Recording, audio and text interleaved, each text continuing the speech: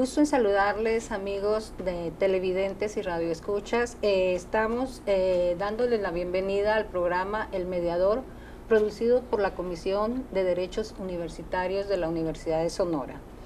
Mi nombre es Nora Armenta, maestra del Departamento de Derecho, y estamos ahorita supliendo a nuestro conductor estrella, el maestro Flavio Valencia, a través y escuchando y produciendo y transmitiendo a través de la señal de Radio Universidad y de Canal 8 de Televisión Universitaria. El día de hoy estaremos hablando de un tema novedoso, trascendental y sumamente importante que está en el día a día de nuestras conductas y de nuestros quehaceres. Vamos a hablar del tema de los derechos humanos en México, tema que abordaremos con la doctora María de los Ángeles Corte Ríos, especialista en la materia y que tiene y que ha desarrollado una vasta trayectoria de la cual les presentaremos una breve semblanza. Hoy nos acompaña la doctora María de los Ángeles Corte Ríos, licenciada en Derecho, maestra en Derechos Humanos, doctora en Derechos Humanos. Cuenta con más de 150 reconocimientos nacionales e internacionales por su trabajo a favor de la innovación de la enseñanza y difusión de los derechos humanos. Ha desarrollado por cerca de 35 años una labor docente continua de la difusión, promoción y compromiso de los derechos humanos en diversas universidades y centros de estudios en la materia, nacional e internacional. Es autora de diversos modelos de enseñanza y transversalización de derechos humanos. Actualmente dirige el Centro Latinoamericano para la Paz, la Cooperación y el Desarrollo AC, además de desarrollar una labor de consultoría en ámbito privado y público.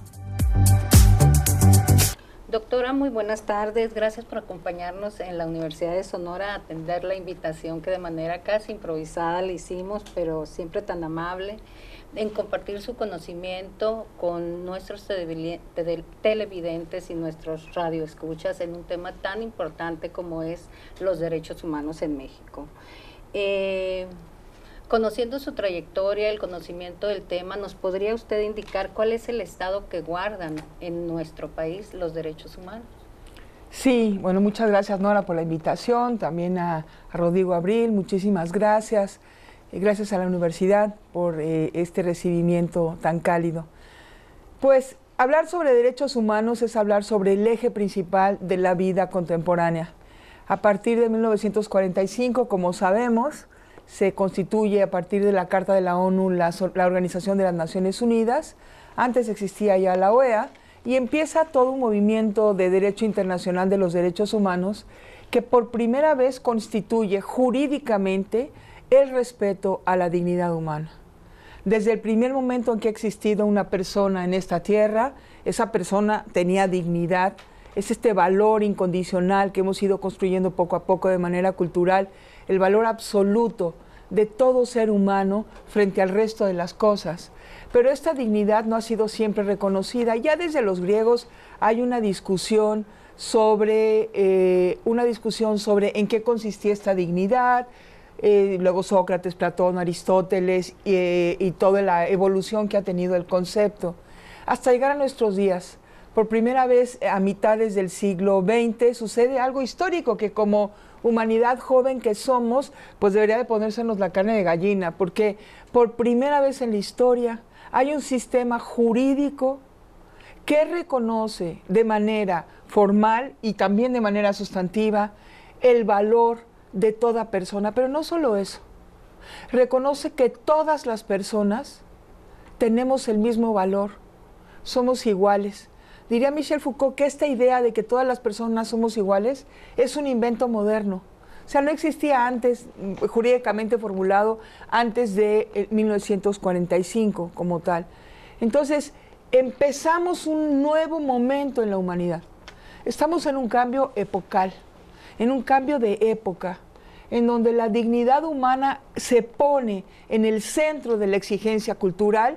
A partir, sabemos, del 2011 hay un vínculo ya formal jurídico entre democracia y derechos humanos con la Carta Democrática Interamericana, y tenemos toda una tarea de elaboración de sistema jurídico. Hay, por lo menos México ha firmado 57 tratados vinculantes en la materia y hay más de 210 instrumentos que México ha firmado, de manera indirecta, tienen que ver con derechos humanos, pero directa 57, que es vinculante para nosotros. Más la jurisprudencia de la Corte Interamericana, la jurisprudencia de las Naciones Unidas, y en fin, tenemos un marco obligatorio de respeto a los derechos humanos sumamente amplio. Pero no me extiendo, nada más quiero decir esto. Estamos en un momento histórico privilegiado. Esto no existía. O sea, que nuestras abuelas, nuestros abuelos pensaran en un sistema jurídico, reconocimiento de su dignidad, era impensable. Entonces, para el mundo universitario, para esta esfera universitaria, es una oportunidad maravillosa de entender que estamos haciendo historia. Así es. Que nuestras alumnas y alumnos de todas las facultades pueden estar construyendo o destruyendo un mundo más justo. Cuando, por ejemplo, me contaba el doctor Rodrigo Abril que van a hacer un proyecto de transversalización de los derechos humanos en todas las carreras. Fíjense, si yo logro identificar en cada una de las ciencias cuál es el papel de la dignidad humana y cómo puedo reconocerla de mejor manera a partir de la aportación de mi ciencia, ¿cuánto vale eso? Es invaluable, ¿no? ¿Cuánto vale eso en términos de la posibilidad de transformación que hagan nuestras alumnas y nuestros alumnos para un mundo más justo y más solidario? Entonces, si nos hacemos la pregunta, ¿cómo están los derechos humanos en México? Yo diría, vamos dividiendo. Si vamos viendo en cuál es la vivencia, yo diría, tenemos una realidad muy preocupante. Y ahí entraríamos, doctora, si me permite, entraríamos ya al siguiente cuestionamiento. Entraríamos ya a analizar un poquito lo que son los avances, de los cuales ya nos ha dado una entradita muy sabrosa, pero también cuáles son los retos que tenemos ante la nueva disyuntiva, ante esta nueva época de los derechos humanos a nivel mundial, pero también en nuestro país. Sí. Y después pasamos a nuestro estado. Claro. Mira, en nuestro país han pasado cosas muy buenas, hemos hecho que sucedan cosas muy buenas. Una de ellas muy importante es que el 10 de junio de 2011 se publica en el Diario Oficial de la Federación una reforma constitucional que no solo es un cambio de 11 artículos más o menos importante. La reforma del 10 de junio de 2011 es un nuevo paradigma. Antes ya estaban los derechos humanos, por ejemplo, la CEDAW se firmó en el 79, la Comisión Americana de sobre Derechos Humanos en el 81, y ya eran vinculantes. Lo que sucede con este cambio del artículo primero constitucional, y reitero 10 más, es que ponemos en el centro del actuar político a los derechos humanos, en el centro del actuar jurídico a los derechos humanos. Y voy a dar un dato. Tardó más de 10 años que esta reforma constitucional pudiera llegar a buen plazo. ¿Y por qué se tardó tanto? Porque había muchos intereses en sentido contrario, porque había muchas gentes que no querían que esto saliera. Pude yo presenciar la batalla en el Congreso de lo difícil que fue lograr que un artículo primero dijera que en los Estados Unidos mexicanos todas las personas gozan de los derechos humanos reconocidos en la Constitución y en los tratados internacionales. Pero no solo eso.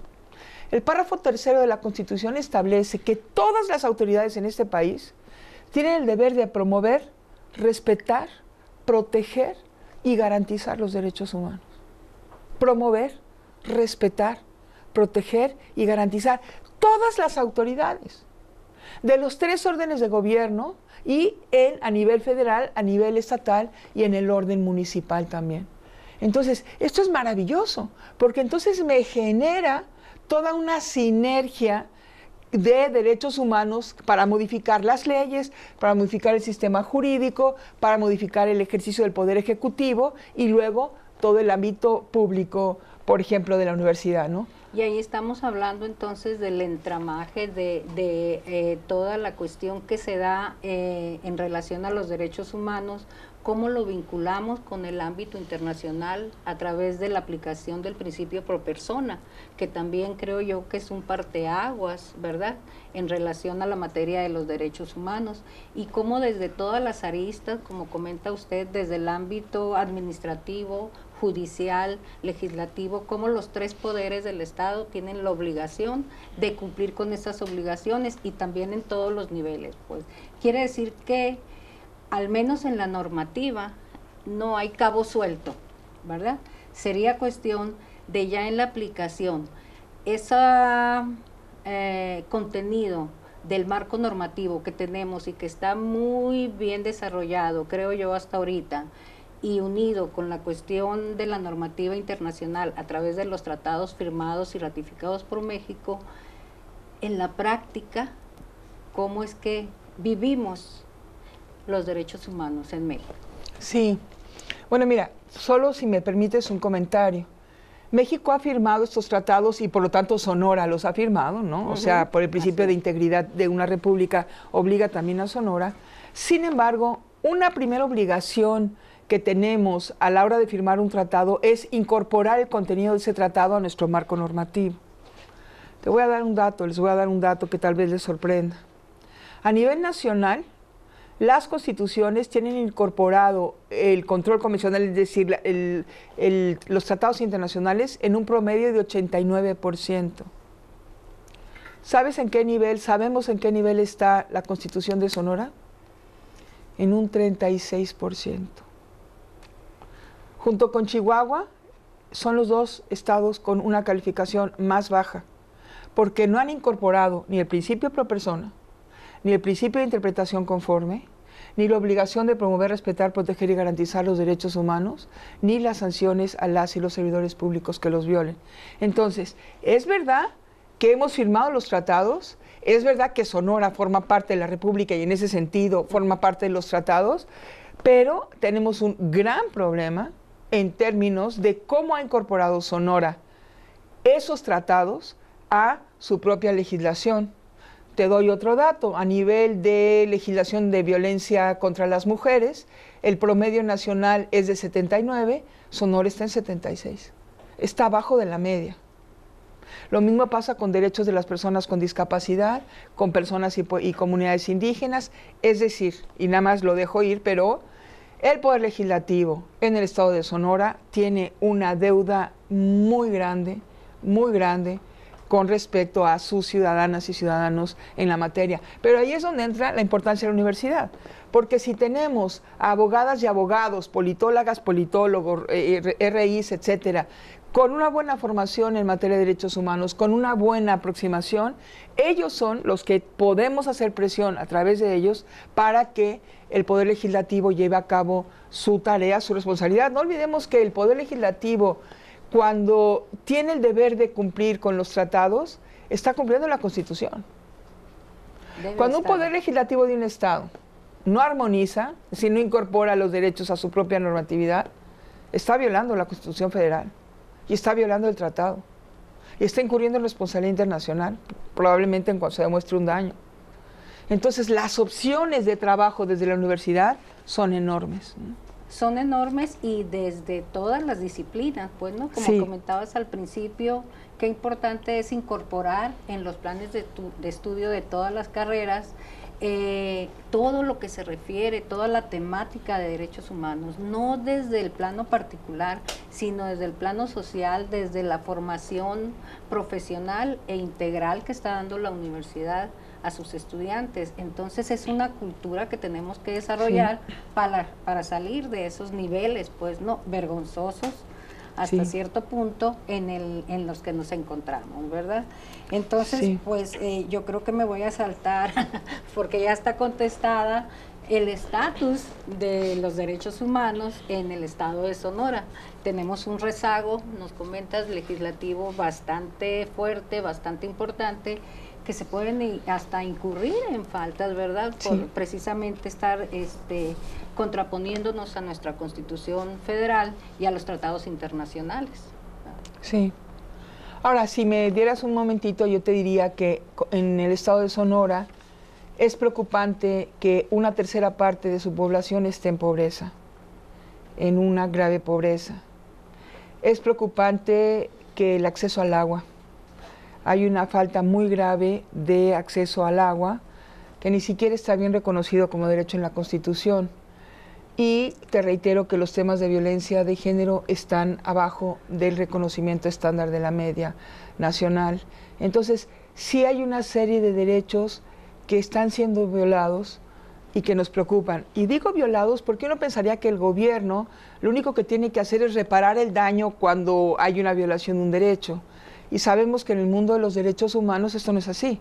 Es decir, el gobierno tiene que prevenir también que suceda la violación. Es la primera obligación, prevenir. Y, o sea, garantizar que hay ese derecho y luego, ya en el caso determinado, reparar el daño. Entonces, que tengamos muchos municipios, de los 75 municipios que tenemos, entiendo, en Sonora, sin agua, sin acceso al agua, esto es muy preocupante. Una tercera parte de la población en una seria pobreza, esto es muy preocupante. Que el tema de violencia y feminicidios esté de manera reiterada aquí es muy preocupante. No digo ya de los 35,000 desapariciones forzadas que hay en todo el país y que hay una parte muy representativa también en el Estado. Entonces, hay quien me dice, bueno, es que estamos mejor, porque antes había más pobreza y antes había más hambre. Ya. Yo digo, sí y no. O sea, estamos mejor porque, por ejemplo, si vemos los datos del mismo Sonora en una medición 2010 a 2015, ciertamente los indicadores de acceso al agua, de tener un techo digno, están mejor.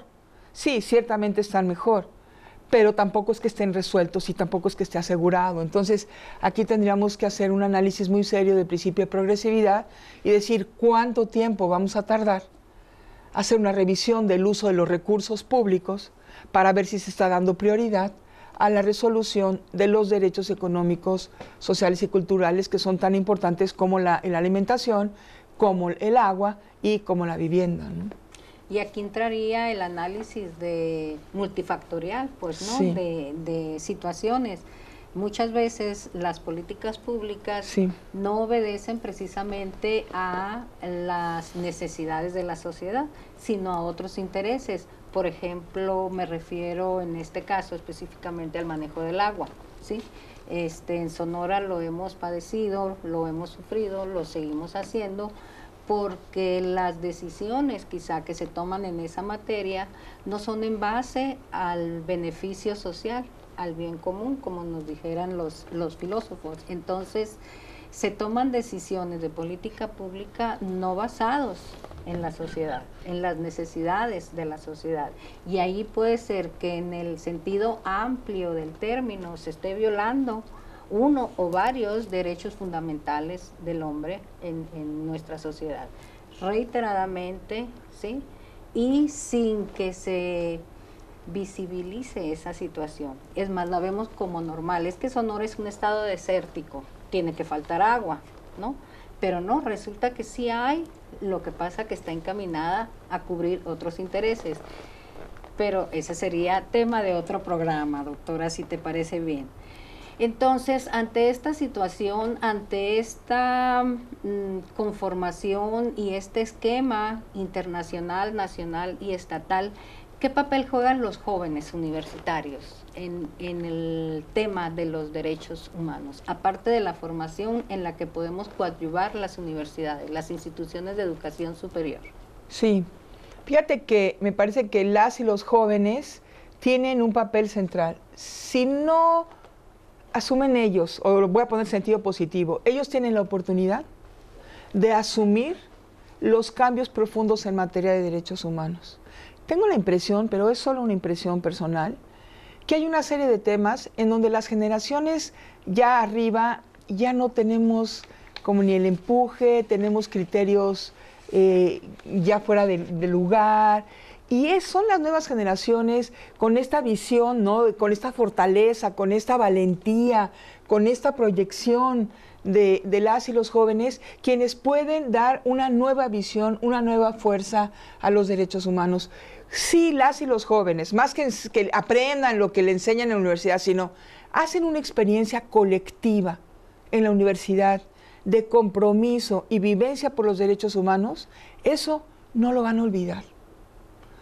Si pueden aprender, pero además practicar como historias personales, conjuntas, de respeto, de no corrupción. Recuerdo una universidad donde me invitaron a dar clases y fui y estaba lleno de letreros que decía, no robes porque la propiedad es de tus compañeros y no dañes, no sé qué. Y yo pensaba, una universidad que tiene que tener plagado, lleno de carteles que dicen no robes, te está diciendo que algo está muy mal. ¿Está diciendo que algo está muy mal? Porque lo que debería privar es la confianza, el respeto, el saber que aquí no se roba, etcétera, ¿no? Entonces, lo que a mí me hacía pensar es que esta universidad, por muy guay que tenga, por instalaciones, por muy guay que sea, no tiene este espíritu comunitario de respeto, de aprender a no acosar, de aprender a no faltar el respeto, de aprender a respetar las normas, etcétera, ¿no? Entonces, las y los jóvenes de la Universidad de Sonora tienen una enorme oportunidad de ser los agentes, las y los agentes principales para encontrar nuevas ideas, nuevas aplicaciones. No todo está dicho en los derechos humanos. Jurídicamente se pueden inventar nuevas fórmulas. Desde cada ciencia se pueden hacer distintas aportaciones. Y pueden salir, egresar las y los alumnos marcando una nueva generación, de verdad, una nueva generación en el Estado en lo que significa la dignidad humana. Por supuesto, a través de la Comisión Interna de Derechos Humanos, yo les ofrezco cualquier cosa, bibliografía, lo que fuera, que pudiera apoyar. Yo estoy trabajando esta idea, ¿no?, de los derechos humanos en la empresa, y yo del no acoso sexual, y yo de los mares, y yo de derechos ambientales. Bueno, el ámbito que quieras tiene un enfoque fenomenal desde los derechos humanos. Solamente recordar a nuestras jóvenes y las y los que la historia la escribimos nosotros. La historia no está escrita. Y tal vez las generaciones anteriores no lo hemos hecho muy bien. Podríamos haber hecho mejor. Algo hemos hecho. Pero si queremos de verdad dar el brinco a favor de una sociedad más justa y solidaria, eso no puede ser si no son las y los jóvenes quienes llevan la batuta. Y esta es una gran oportunidad, me parece a mí. Este reto, podríamos decir, no solo de la Universidad de Sonora o de las instituciones de educación superior, sino de nuestra propia sociedad en lo general, lleva a un cambio cultural muy fuerte, ¿no? Tenemos que pensar de otra manera, tenemos que actuar de otra manera, menos individualizada quizá, y pensando también en nuestros compañeros, en nuestros vecinos, en todo lo que está alrededor de nosotros, en nuestro medio ambiente, son parte de eso.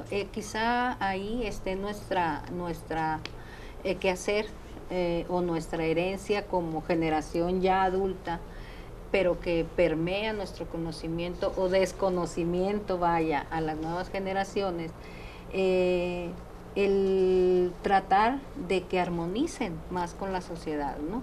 Con la sociedad en lo material y con la sociedad en lo humano también, ¿no? Esa sería, creo yo, una aplicación cotidiana, normalizada de todo lo que son nuestros derechos humanos, ¿no? El respeto, por ejemplo, la armonía, la dignidad con la que tratamos. Estamos en un ambiente, vemos nosotros como maestros, a veces de mucha violencia en las instituciones de educación, de violencia o de pequeñas incivilidades, pues que no llegan a ser actos violentos, pero pueden escalar hacia allá. Entonces, ¿cómo se va perdiendo ese límite del respeto? ¿Cómo se va perdiendo ese límite en el tratarnos de manera cordial, de respetar las ideas de los demás? Porque a veces, por ejemplo, en ciertas épocas o en ciertos periodos, pues a veces entre las mismas familias nos enfrentamos con los temas que nos apasionan y descalificamos a los demás, pues, ¿no? Entonces, el reto desde la universidad, sea esta cual sea, especialmente y la que más nos preocupa y nos ocupa, la Universidad de Sonora, en la formación de sus estudiantes, ¿consideras tú que es una medida correcta el transversalizar el conocimiento, el quehacer de los derechos humanos en todas las disciplinas? Sí, es indispensable. O sea, es indispensable que en cada carrera, y reitero, derechos humanos no es algo terriblemente complicado. Derechos humanos quiere decir poner en el centro de mi ciencia el valor incondicional de la persona humana. ¿Cómo pongo desde mi ciencia esa óptica para poder hacer un mundo más justo y más solidario realmente? Y solo comento una cosa, Nora, si me lo permites. La universidad, para poder enseñar en materia de derechos humanos, tiene que desarrollar un pensamiento crítico. El pensamiento crítico es el pensamiento, la lógica que nos posibilita mirar los espacios, las relaciones, las normas, las reglas, los enfoques de las materias desde un nuevo lugar. Porque ciertamente, si queremos un mundo nuevo, necesitamos un pensamiento nuevo. Si nosotros tenemos un pensamiento sumiso, de personas ignorantes, de personas que tienen más miedo a que los corran de la universidad que a poder expresar su opinión, entonces esa universidad no va a favor de los derechos humanos, sino que la universidad también como institución tiene que apostar por la libertad, tiene que apostar por tener cauces de libertad de expresión, cauces de novedad, por supuesto un planteamiento crítico, de denuncia. Entonces, si la materia en toda la universidad son los derechos humanos, la metodología es el pensamiento crítico. ¿Cómo enseñamos a desarrollar el pensamiento crítico? Enseñar a cuestionar las autoridades, enseñar a cuestionar el sistema, enseñar a cuestionar las reglas y luego, por supuesto, a cuál es la propuesta, ¿no? Ante toda denuncia, un anuncio, ¿no? Así es. Y cómo es importante y cómo es necesario, junto con el tema de los derechos humanos, también hacer que se hable de los temas, por ejemplo, de género, de los temas, por ejemplo, de equidad, por ejemplo, de igualdad.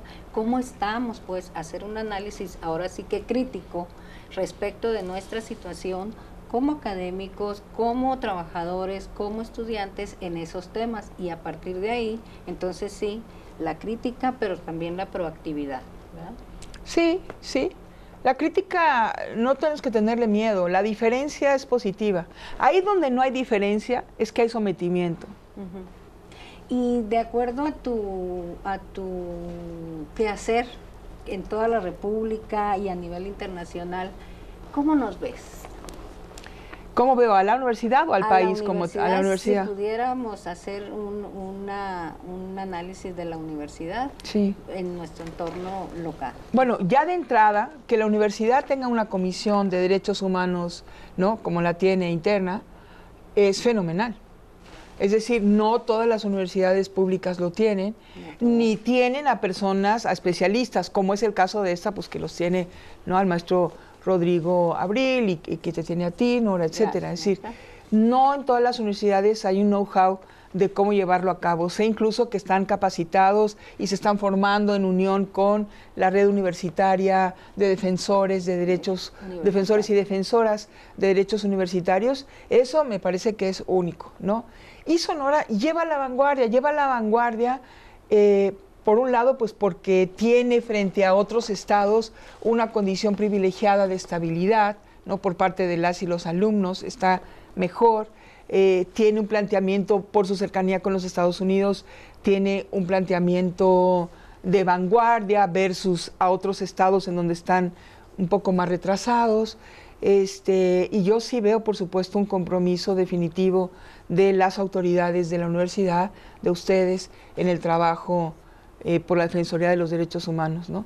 Pero habría que recordar algo, no son las instituciones solamente, somos las personas. No hay instituciones a prueba de malos.